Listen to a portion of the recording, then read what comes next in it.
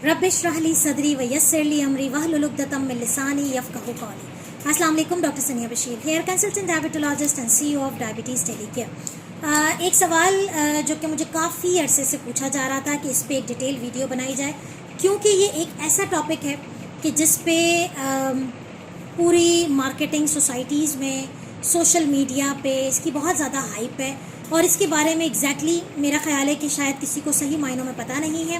बहुत सारे लोग हैं जो इस पे वीडियोस बनाते हैं और माशाल्लाह बहुत इन्फॉर्मेटिव भी होती है, लेकिन आज उन तमाम चीज़ों का एक कलेक्टेबल आपके सवालात को लेकर, आप लोगों के जितनी भी मुझे क्वेरीज इस टॉपिक के हवाले से मिली हैं, मैंने उसको एक कलेक्ट किया है और इस पर एक डिटेल रिसर्च करके आपके सामने आज ये वीडियो लेकर आई हूँ। जी हाँ, आज बात हो रही है मोरिंगा के बारे में कि आखिर मोरिंगा क्या है, मोरिंगा के क्या फ़ायदे हैं, मोरिंगा जो है वो किस तरीके से लेना चाहिए, कितना लेना चाहिए, क्या उसको लेने के कोई नुकसानात भी होते हैं, क्या कोई ऐसा भी है जिसको मोरिंगा मना है।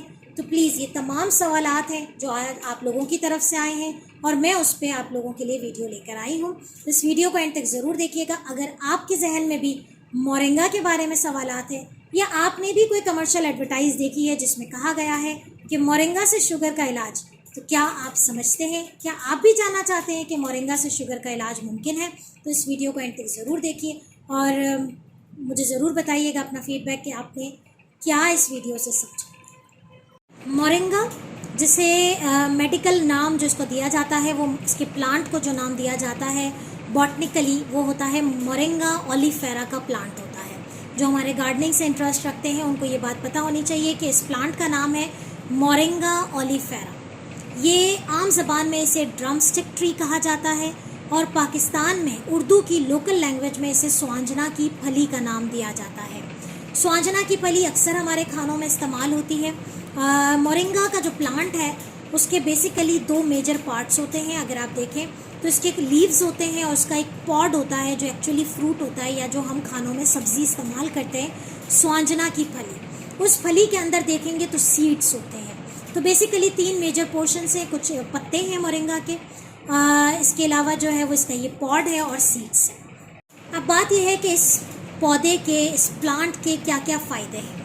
ये प्लांट बिल्कुल ऐसे ही, जैसे कि मैं हमेशा कहती हूँ कि अल्लाह ताला ने जो कुदरती रिसोर्सेज हमारे लिए पैदा किए हैं वो तमाम के तमाम रिच होते हैं विटामिन से, मिनरल्स से, फाइबर्स से। तो ये हमारे लिए in terms of vitamins, minerals बहुत अच्छा रोल प्ले करता है।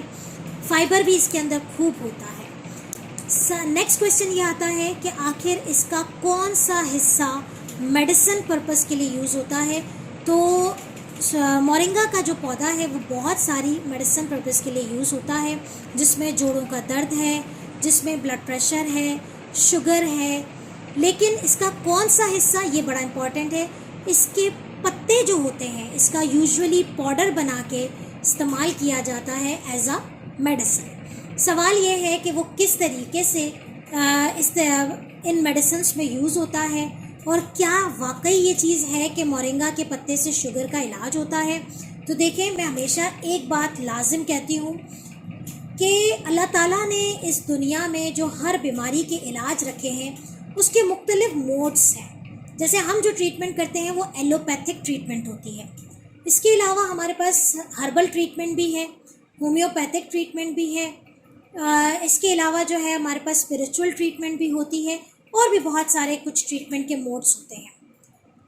ये कहना कि ये ट्रीटमेंट मोड सही है और दूसरा ट्रीटमेंट मोड गलत है, ये बिल्कुल नकारा बात है, क्योंकि हर मोड ऑफ ट्रीटमेंट के कुछ फ़ायदे हैं तो कुछ नुकसानात हैं। जैसे हम एलोपैथिक ट्रीटमेंट की बात करते हैं तो डेफिनेटली हर मेडिसिन के जहाँ फ़ायदे हैं वहीं पर उसके नुकसानात भी हैं। ये वाली जो ट्रीटमेंट होती है मोरिंगा, ये हर्बल ट्रीटमेंट में आती है। ठीक है, पौधों से, पत्तों से अपनी बीमारी का इलाज करना हर्बल ट्रीटमेंट कहलाता है। अब सवाल यह है कि अगर हम पर्टिकुलरली कंसाइज्ड होकर बात करें कि आखिर शुगर के मरीज़ों के लिए ये किस तरीके से रोल प्ले करता है, तो ये डायबिटिक पेशेंट्स में मोरिंगा का क्या रोल है।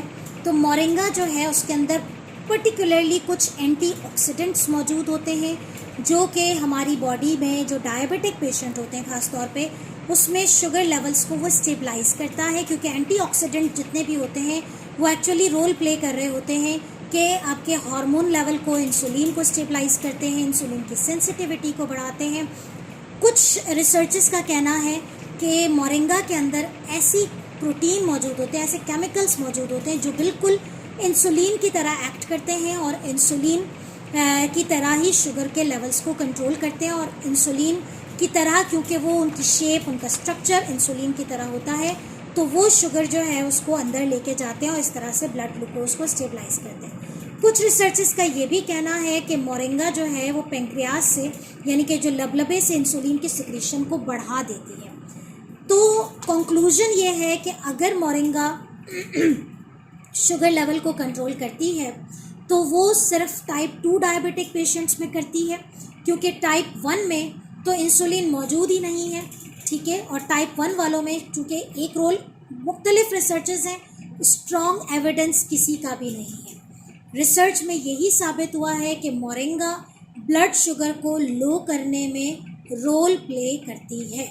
सवाल ये पूछा जाए कि क्या मोरिंगा ट्रीटमेंट ऑप्शन है, तो मैं या कोई भी रिसर्च ये रिकमेंड नहीं करती है कि ये सारी ट्रीटमेंट को हटा दिया जाए और सिर्फ मोरिंगा यूज़ किया जाए।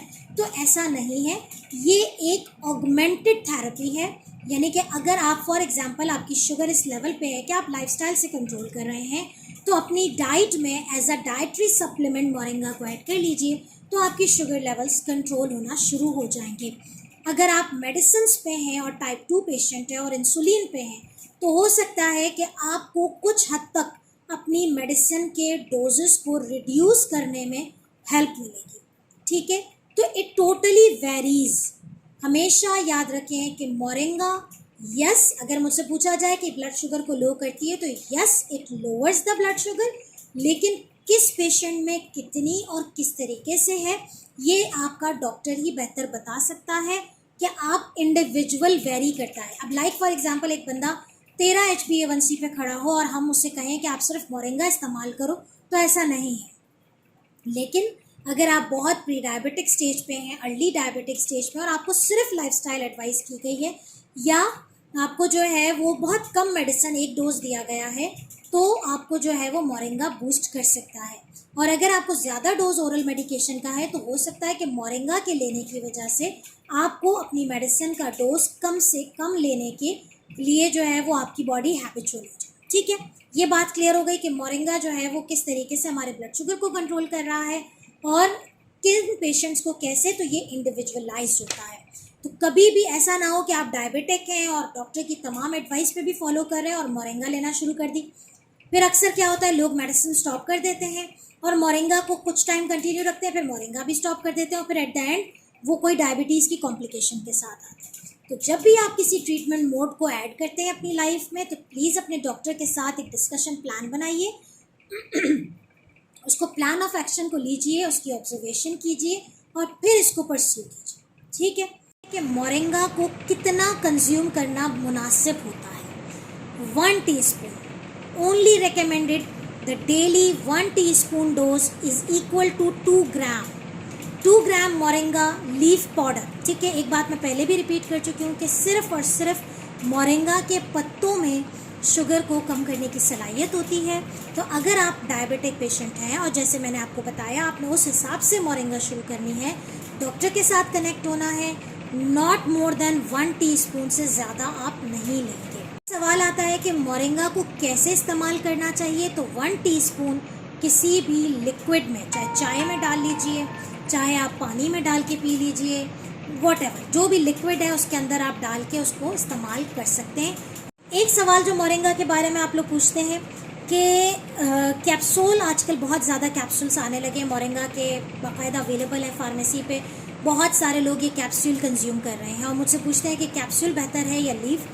तो अगर आप इजाज़त मिल चुकी है आपको आपके डॉक्टर से और आप इस्तेमाल कर रहे हैं, आपको लगता है कि वो चीज़ आपके लिए बूस्ट कर रही है, आपकी शुगर को कंट्रोल कर रही है, आप मेडिसिन के साथ, लाइफस्टाइल के साथ, तमाम चीज़ों को बैलेंस रखते हुए अगर मोरिंगा इस्तेमाल कर रहे हैं, तो मोरिंगा के पत्तों का पाउडर इस्तेमाल करेंगे, कैप्सूल इस्तेमाल नहीं करेंगे।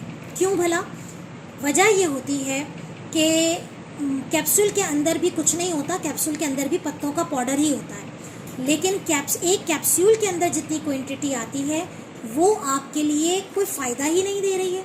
तो एक दिन में आपको लातादाद कैप्सूल खाने पड़ेंगे 2 इक्विवेलेंट टू 1 टीस्पून मोरिंगा, क्योंकि कैप्सूल में बहुत थोड़ी सी अमाउंट आती है। तो एक कैप्सूल या 2 कैप्सूल खा लेने से आपका सिर्फ स्टमक ख़राब होगा, आपको गैस्ट्रिक अपसेट्स हो जाएंगे, आपको शायद डायरिया वगैरह हो जाए, क्योंकि वो कैप्सूल इटसेल्फ जो इसकी कोटिंग है वो डेफिनेटली आपको साइड इफ़ेक्ट देगी। तो वो ना तो फ़ायदा दे रही है और साइड इफ़ेक्ट ज़्यादा दे रही है। तो मोरिंगा का अगर आपने इस्तेमाल करना है तो ताज़े प्लांट्स अपने घर में लगाइए, उसके पत्ते तोड़ के उसका पाउडर बना के 1 टीस्पून इस्तेमाल करेंगे, चाय में डाल लें, ग्रीन टी में डाल लें, वाटर। ठीक हो गया, क्लियर है यहाँ तक। अब बात करते हैं मोरिंगा के साइड इफ़ेक्ट्स के बारे में। साइड इफ़ेक्ट में जैसे कि मैंने आपको कहा कि ये चूँकि शुगर, ब्लड प्रेशर तमाम चीज़ों पे अफेक्ट करती है, तो अगर आप हाइपरटेंसिव हैं, आप डायबिटिक पेशेंट हैं, तो प्लीज़ अपने डॉक्टर के साथ कनेक्ट होके अपनी मेडिसिन को रिड्यूस करवाइए।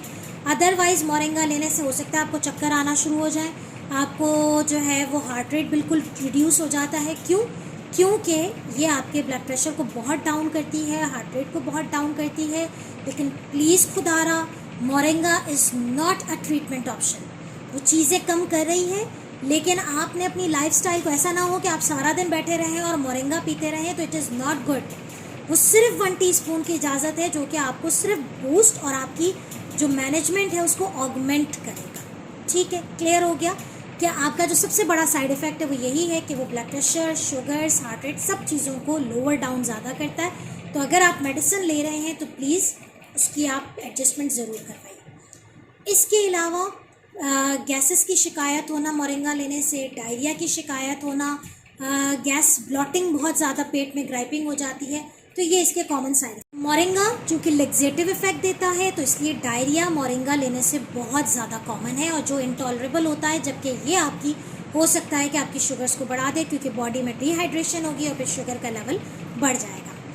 मोरिंगा का जो सबसे बड़ा साइड इफ़ेक्ट है वो फीमेल पेशेंट्स के लिए फर्टिलिटी को अफेक्ट करता है। It can make affect your fertility, आपके ओवरीज को, आपकी रिप्रोडक्टिव हेल्थ को नुकसान पहुंचाता है।